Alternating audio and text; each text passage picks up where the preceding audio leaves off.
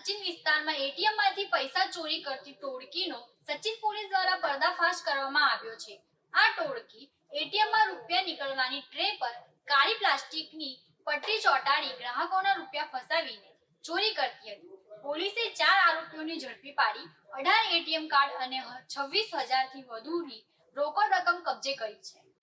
સુરત શહેરના સચિન વિસ્તારમાં એટીએમમાંથી થતી ચોરીના મામલાઓમાં પોલીસને મોટી સફળતા મળી છે। છેલ્લા કેટલાક સમયથી અનેક બેંકના એટીએમમાંથી રૂપિયા ન મળ્યાની ફરિયાદો મળી રહી હતી। ગ્રાહકો એટીએમ પર પૈસા કાઢવા જાય ત્યારે ટ્રાન્ઝેક્શન સફળ હોવા છતાં કેશ બહાર ન આવતો અને આ જ તકનો લાભ લઈને એક ટોળકી ચોરી અજમાવતી હતી। પોલીસ તપાસમાં ખુલ્યું છે કે આ ટોળકી એટીએમમાં રૂપિયા કાઢવાની ટ્રેના આગળ કાળી પ્લાસ્ટિકની પાતળી પટ્ટી ચોંટાડતી હતી। આ પટ્ટીના કારણે મશીન પૈસા આપી ચૂક્યું હોય તેમ છતાં નોટો બહાર ન આવતા ગ્રાહકને નિરાશ થઈ એટીએમ છોડી દે પછી આરોપીઓ પાછા જઈને પ્લાસ્ટિક પટ્ટી કાઢીને નોટો લઈ જતા।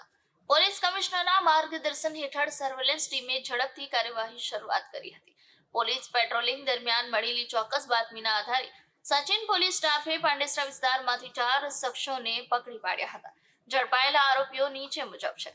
विक्की कुमार उर्फे रवण कुमार गुणपता मूળ बिहार, छोटू कुमार परमानंद पासवान मूળ बिहार, कृषि कुमार उर्फे रजत राजू सिंह ठाकुर मूળ उत्तर प्रदेश, कृष्ण कुमार उर्फे बब्बू कल्लू शमाड़ मूળ उत्तर प्रदेश। आरोपीओ पासेथी कुल 18 अलग अलग બેંકના એટીએમ કાર્ડ તથા 26,750 ની રોકડ રકમ મુદ્દામાલ તરીકે કબજે લેવામાં આવી છે। સચિન પોલીસ સ્ટેશનમાં બીએનએસ 2023 મુજબ કલમ 303(2) 54(3)(5) હેઠળ ગુનો નોંધાયો છે।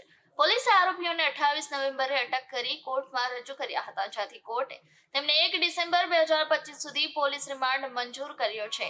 એટીએમમાં યુક્તિ પ્રયોગથી થતા ગુનાઓ અટકાવવા અને અનડિટેક્ટેડ કેસો શોધવા માટે પોલીસે જે ઝડપી કાર્યવાહી કરી છે તે પ્રશંસનીય માનવામાં આવી રહી છે।